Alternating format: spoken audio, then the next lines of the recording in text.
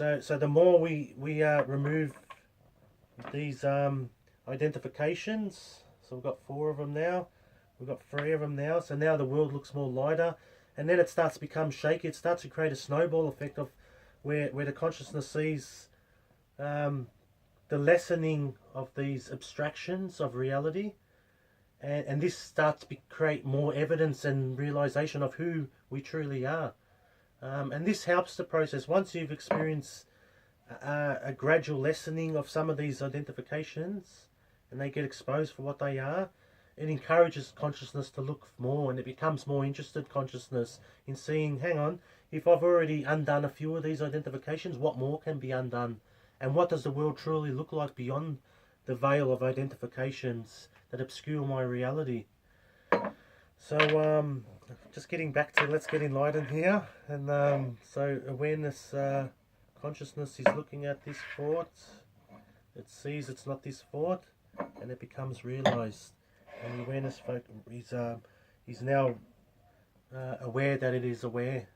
Again, with this particular thought, the attention is given to that thought. It sees it's not that the emotions that have occurred for many years and the nudges that have occurred for many years from following this concept, from believing this concept to be its identity, and again this concept starts to shake and lose its and the power gets returned back, and the consciousness now becomes more self-realized. And in this process, you're starting now to feel a bit more whole and complete, but you already were whole and complete, but it's just obscured because all the attention is focused on incomplete things and limitation things. So now the awareness is, you can say maybe we've got 5 cups here, so it's 40% enlightened. So now we're going, oh no, that's not right, 6 cups. Anyway, I can't do my fractions, but it's about that. And now the awareness is going to start focusing its attention on this particular thought. This too is just seen it's a thought. It's innocent. It's just a thought.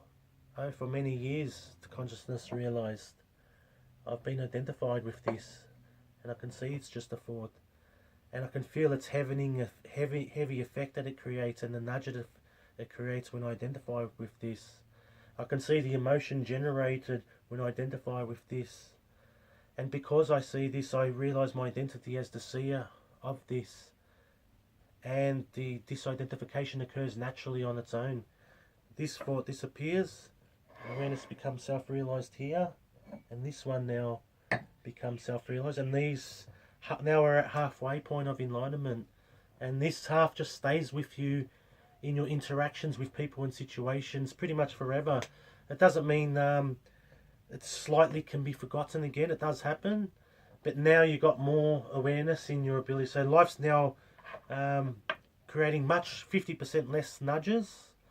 50% of your realities is now less obscured, and as I said before, the snowball effect is starting to happen now, where consciousness is starting to become more interested in what more has it become infused with its identity. So now this one gets looked at through self-inquiry. You are just a thought. I can see that. It is my witnesshood, my awareness that recognizes that this is just a thought. And this thought is innocent.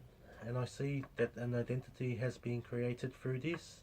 And I can now feel myself ever more as the awareness to this. So this thought now disappears. Its corresponding emotions disappears. This adds to the self-realization ever more. So now we're at about, I think, 70% enlightenment. And we're doing the same with this one. You are just a thought. I can see the meaninglessness associated with identifying with this thought. I can see you could be exchanged with any time. And this brings to the point that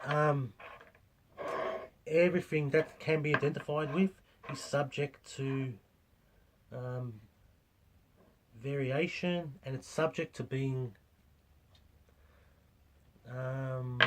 fleetingness, non-constantness. This is the ever constant. whatever's going on throughout the journey of life, there's one common denominator, and that is our essence identity is always there in the background, even though it doesn't realize itself yet. It is the witness of even the nudging effects. There's something that's witnessing everything, and this is very important to recognize that there's one constant denominator. It is the only constant in your entire life experience, which is your own identity. Everything else is the non-constant. So all these identifications, they are the non-constant. They come, pretend to be important, and then they expose for, and seen for what they are, and then another one takes its place. And then that comes, is identified with as so important, it creates all these nudging effects, and then eventually that's seen for what it is. And then, so eventually this one gets focused on, and through the mirroring effect that happens by staring at this,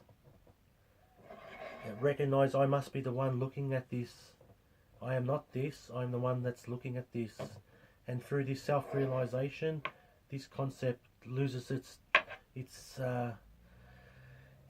energy which was invested by the consciousness, and then it just becomes a neutral thought which passes through the stream of a consciousness. And that's the same. That this is another important point. The things that used to make us cry when we were 15 years old, at the age of 45, the same things happen in life situations, which now make us laugh. How's that possible? And when you understand this mechanics of enlightenment process, you'll see this is the reason why it is possible. It was this particular thought at 15 years old, which imposed, which created filters of reality towards particular situations, and then birthed the corresponding tears. And the tears didn't come from the situation. The situation was innocent and neutral. That the thoughts came from the identification with this concept. And then eventually, after repetition, this concept comes into our vision, creates nudges over and over and over again. Eventually, one day, awareness looks at it. And then the two meet, and one is seen as true, and the other is just a thought. And the unreality of the sensation generated from the thought is seen, is coming from because the consciousness didn't know itself as this. And so that creates the process of what made us cry when we were 15 years old, at 45 years old, now makes us laugh, because now this thought doesn't have a filtering effect on the world. And then we're up to the last stage of enlightenment. Consciousness starts giving its attention. I can do that. Starts giving its attention on this thought. And actually, we're not even going to give our attention on this one, because this one, by the time you get to that stage, the unfolding and the awareness process just happens on its own. It's thoughts just, awareness is so dominant by this point that thoughts just start falling away with little attention and effort giving on your behalf. Probably when you're at the first stage of awareness in self-inquiry, it seems to be somewhat of an effort to give your attention, but it needs to be noted that you already are awareness. So there's no effort in being who you already are. You already are who you are. All you're doing is activating and engaging that you are. The effort and struggle is really the birth coming from the identification. It's not coming from our essence identity. And that's another point to be noted is struggle. Say this is the last identification. It's the end of struggle.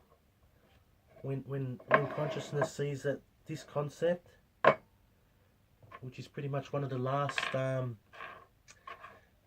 identifications, when that too is just seen for what it was, and that's what's left is neutral, simple, unobscured reality. It's how it always was, and that's the cosmic joke. Right here is the cosmic joke. It always was this, and it's for us to discover this eventually, until all identifications are seen, And then the guilt, struggle, unease, everything, all these states are no longer in our field of vision, are no longer in our experience.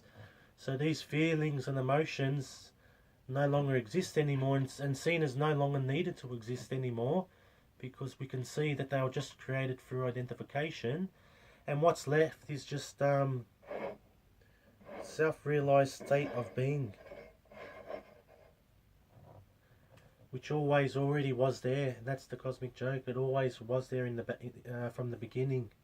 It was just awaiting to be discovered, and that is the mechanics of enlightenment. Thank you.